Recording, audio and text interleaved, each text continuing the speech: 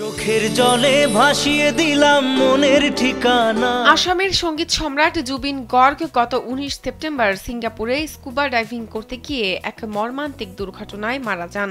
তবে সম্প্রতি তার মৃত্যুকে ঘিরে তৈরি হয়েছে নানান ধোঁয়াশা। মামলা হয়েছে আয়োজক শ্যাম কানু মহন্ত ও গায়কের ঘনিষ্ঠ সহকারী সিদ্ধার্থ শর্মার বিরুদ্ধে। বিষয়টির তদন্তে নেমেছে আসাম সরকার। গোটা ছবিজ অঙ্গন এখন একটাই প্রশ্নে স্তব্ধ, এটা কি নিছক দুর্ঘটনা নাকি এর পেছনে লুকিয়ে আছে আরও কোনো রহস্য? ভারতীয় গণমাধ্যম সূত্রে জানা যায়, আসাম সরকারের পক্ষ থেকে জানানো হয়েছে আসাম পুলিশ শ্যাম কানু ও সিদ্ধার্থ উভয়কেই জিজ্ঞাসাবাদ করবে। তাছাড়া শেষ মুহূর্তে গায়কের সঙ্গে যারা ছিলেন তাদেরও জিজ্ঞাসাবাদ করা হবে। আসামের মুখ্যমন্ত্রী আসাম পুলিশকে অনুরোধ করেছেন মামলার সকল নথিপত্র যেন সেন্ট্রাল ইনভেস্টিগেশন ডিপার্টমেন্টের হাতে তুলে দেওয়া হয়।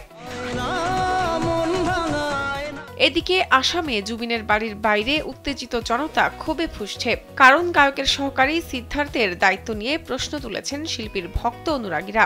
এ পরিস্থিতিতে জুবিনের স্ত্রী গারিমা গর্গ প্রথমবার সোশ্যাল মিডিয়ায় মুখ খুললেন। শুধু তোমারই থাকবো, আমি তোমারই থাকবো। গতকাল দিবাগত রাতে জুবিনের ফেসবুক পেজে একটি ভিডিও বার্তা দেন গরিমা।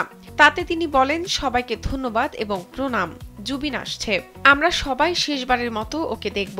আমি সকলকে অনুরোধ করছি সিদ্ধার্থের বিরুদ্ধে কেউ কোনো কথা বলবেন না, কারণ সিদ্ধার্থী জুবিনের সব খেয়াল রাখত।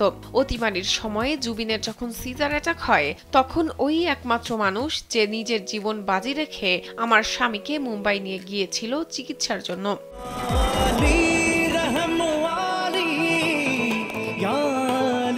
সিদ্ধার্থকে ভাই দাবি করে গরিমা বলেন, গত ২০ বছর ধরে সিদ্ধার্থ আমার পরিবারের সঙ্গে যুক্ত, ও আমার ভাইয়ের মতো। ওর বিরুদ্ধে আপনারা এমন কিছু বলবেন না, এই মুহূর্তে আমাদের পরিবারের ওকে প্রয়োজন। জুবিন আসছে, আমি সকলকে অনুরোধ করছি ওর শেষ যাত্রা শান্তিপূর্ণভাবে হতে দিন। আপনারা আইন মেনে চলুন, পুলিশ প্রশাসনকেও সাহায্য করুন।